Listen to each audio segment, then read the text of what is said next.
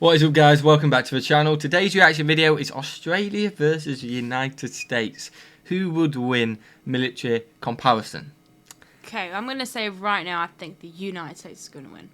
You are on one recently, aren't you? In a good way, by the way. Just, normally, I say the intro and I ask you a question. I swear that the past 4 videos, I've just finished a question. Right, straight away I'm going to say... I'm pulling my weight. Because I'm thinking in my head, right, I'm going to say this next, and boom, straight in. Yeah. I think it is obvious the United States is going to win. Although we've not done an Australian one yet. Not done an Australian one. I think it is very obvious the United States obviously are going to win. Well, if they've got the top military in the world. Yeah, but I think the reason it's interesting to do this one, again, let us know in the comments if you want to do any more of these or not. But I find it interesting because you learn about, let's say, the Australian one, because we've never seen the Australian one before. But then you also get a comparison to one of the best militaries in the world. So you learn it, and it's not just numbers thrown at you, and you think, oh, that's pretty decent, or whatever. Yeah. That's insane. And then you do a video on the United States, a month later, you're like, well, that was nothing. You know what I mean? Yeah. You're learning, you've got a comparison, and it's in a bit of perspective. If that makes sense? You're a little word genius. Smash that like button, guys. Smash that subscribe button. Let's check out Australia versus United States. Who would win? My money's on United States. Millie's money's on Australia. One of us is going to lose. Let's get straight into it. James this owes me a video is fridge. sponsored by Vikings War of Clans. By popular demand is another military comparison. This time we are featuring 2 fairly new countries, nations that at one point in time were colonies of the United Kingdom. Yeah, the USA gained its independence on July 4th, 1776. Australia gained its independence on January 1st, 1901, when the Brits passed legislation to give the 6 Australian colonies the right to govern themselves under the Commonwealth of Australia. Unlike the USA, the country sometimes called Down Under has not vied for world dominance, although it has enjoyed a fairly good standard of living and economic prosperity. The countries are certainly not enemies unless you play Grand Theft Auto, which pits them head-to-head in a fictional conflict. How would they fare against each other if that were a reality? That's what we're going to find out today in this episode of the infographic show, Australia versus the United States. Don't forget to subscribe and click the bell button so that you can be part of our notification squad. Same here. You on it. Let's start with Australia. At around 2,969,907 square miles, the country is the 6th largest in the world. Much of it is uninhabited, as many of Australia's population live close to the coast on different sides. The thing is, with Australia, right? I think that puts me off. Let me say it first, because I think you'll think who I'm thinking. Well, I don't think you are actually now. The animals there's too many mad animals there. No. Well, yeah, that would freak me out. They're just, things want to kill you. Sydney Harbour, that'd be fine. But the thing about Australia is the flight puts me off so much. Oh, it's a long flight, yeah. I really cannot be bothered. So what you need to do, you need to share this video to literally everyone. It's like 24 hours, isn't it, pretty much? No, I think it's like 13. Oh, I can't do it still. You share this video with everyone, get us to 1 million subscribers, get us rich, and then eventually one day we'll be able to afford business class and go, and we can sleep on the plane there. So yeah, we're going to have to get us a lot more subs. Smash the like button, guys. Yeah, if we could just get ourselves to 1 mil. If you look at population density maps, you will see just how much of Australia's 24,659,200 people are huddled into small chunks of the country. Australia's indigenous Aboriginal people may have lived in the harsh environment of Central Oz, but for most Australians, much of their huge country is a no man's land. Yeah. Australia's nominal GDP for 2016 was $1.257 trillion, making it the 13th largest GDP in the world, just above Spain and just below Russia. GDP per capita is $49,927. Now, let's turn to some USA basics. The USA is also a very large country, at 3,797,000 square miles, although it's way more crowded than Australia. This makes it the 3rd largest country behind Canada and Russia, although it is very similar in size to China. It has a population of 325,365,000. The US GDP size. Exactly. So that's squeezing a lot of people into that. Just shows how uninhabitable Australia is. Is $19.417 trillion and $57,466 per capita. We could say the US has the world's biggest economy, but many experts now say this is China. The International Monetary Fund, CIA Factbook, and World Bank all say China is number 1. An interesting article recently published by Pew Global explains that various countries around the world have a different opinion on who has the biggest GDP, with slightly more countries believing the USA is still the larger economy. Oh, wow. One thing we know for sure is that the USA spends a lot more on its military than any other country in the world, and by a country mile too. Its military is regarded as the strongest in the world, and it probably should be, with a $611 billion defense budget, which is about 3.3% of the GDP. That was for 2016, and sometimes the figure is stated as slightly less. For 2017, Donald Trump's budget for defense is around $587 billion, which is by far the biggest chunk of the USA's discretionary budget. More than a third of that goes to operations and maintenance, with just less than a quarter on military personnel. The most expensive program at the moment are those rather pricey F-35 Joint Strike Fighters. The budget for those alone was $11.6 billion in 2016 and will be $10.5 billion in 2017. I'm going to say that. Oh, 11.6 billion. I wasn't going to say a fiver. I was going to say just a mil. A nice mil, never mind a fiver. Is a million nothing? Compared to $1 billion, it's not, is it? Yeah, but I just need £10.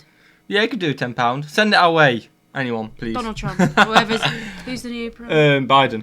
Go on, Biden. Just give us Hook a it tenner. up. Why not? Beesleys. We're basically American. Just give us a tenner. To put that into perspective, the Environmental Protection Agency is allocated just $7.65 billion for 2017. Australia doesn't spend much by comparison, but is still 12th on the list of the biggest defense spenders in the world. Some sources put Brazil ahead and some behind. For 2017, it will spend $24.1 billion US. Still a lot of money. According to the Australian government, it's going to spend big over the next decade, with some military media stating that the country intends to become a lethal military force. The Ministry of Defense said recently that it has a commitment to security and stability around the globe, as relations between various countries seem tenuous at the moment. Much of the money spent will go to the Navy, which is not surprising. I'm going to say no. They are very good allies. They may be, but I know they're really good allies with the US and the UK and stuff like that. So they might just not be in NATO at all. Yeah, they might be. I genuinely don't know. wondered whose side they'd be on in it. I think they'd...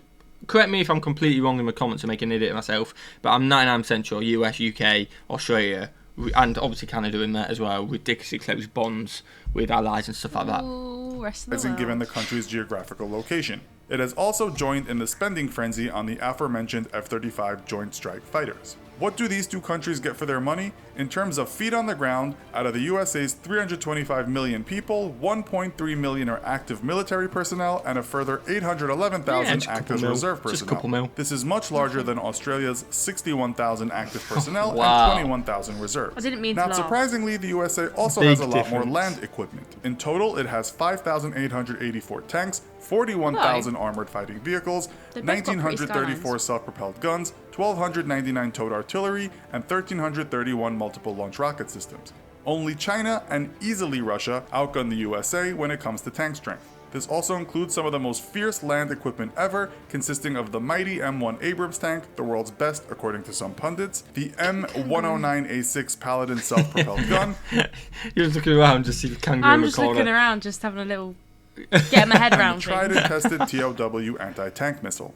Australia has just 59 tanks, 2,040 armored fighting vehicles, 0 self-propelled artillery, 75 towed artillery, and 0 multiple launch rocket I'm sorry, but I think it does have some good tanks though, which in the past were the highly rated Leopard 1s, but they have been replaced with M1 Abrams, just in much smaller quality than that of the USA. Where the United States exceeds every country on the planet is with its Air Force. As you know, the US is not shy on spending big here, and it is almost spoiled for choice. It has around 13,444 aircrafts in total, many of which are the best ever made.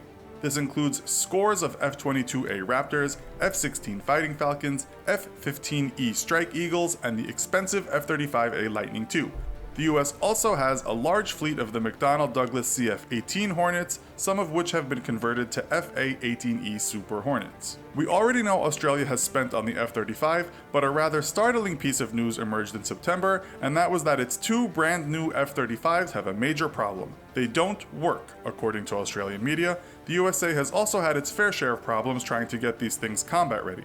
Australian news reported that the planes will likely require many millions being sunk into reconstruction and upgrade before they are fully capable of fighting on the front line. Wow. The country has a total of 465 aircraft, just over 150 of which are fighter and attack aircraft. It also has a... That's what I mean, like, if we watch this on its own, 465, that's quite a few. You'd think that's quite a few, but when you put into perspective 13,000, nowhere near near the top, you know what I mean, compared to the other ones. But again, I'm pretty sure we're close allies. When we're all fighting together, 465 is better than 0. Yeah, the numbers add up. Even with 1 every time, it always adds up in the end. That pushes Small it to... fleet of FA-18F Super Hornets and FA-18A and B Hornets, as well as EA-18G Growlers. As for the Navy, global firepower puts the USA as the 3rd strongest behind China and North Korea. This is only in size though. It puts Australia down in 54th place. In total, the USA has 415 ships and Australia has 47 ships. The US has a total of 11 aircraft carriers, 22 cruisers, 67 destroyers, 8 frigates, 75 submarines, 0 corvettes, 9 amphibious assault ships, 11 mine warfare ships, and 55 patrol ships. We also have to take into account what all wealthy countries want, and that's a huge super carrier. America may have the best in the Gerald R. Ford class super carrier. Australia is also one of few nations to own aircraft carriers. While they might not be the behemoths of the US Navy, the almost new HMAS Canberra and the HMAS Adelaide are impressive beasts. Yeah, the Aussies also own 11 frigates, 0 destroyers, 0 corvettes, 6 submarines, 13 patrol craft, and 6 mine warfare ships. So they got more frigates. They got 3 more frigates. Yeah. They're gonna win. Thing, as you all know, the USA owns just less than half of all the world's 15,000 nuclear weapons. Australia doesn't have any and doesn't seem interested in developing them. It does, however, have aircraft that could deliver them. In conclusion, these two countries have been strong allies for a very long time. If anything did happen to break that bond, America is far too powerful for Australia. The only chance Australia would have is that harsh environment its people are used to living in. Maybe all those dangerous creatures that inhabit the country would get on side. So, what do you think of this theoretical matchup? Have you guys watched the film Kangaroo Jack? I assume it's American as well. Get all the kangaroos boxed and stuff like that. You never seen Kangaroo Jack? Oh, Kangaroo Jack.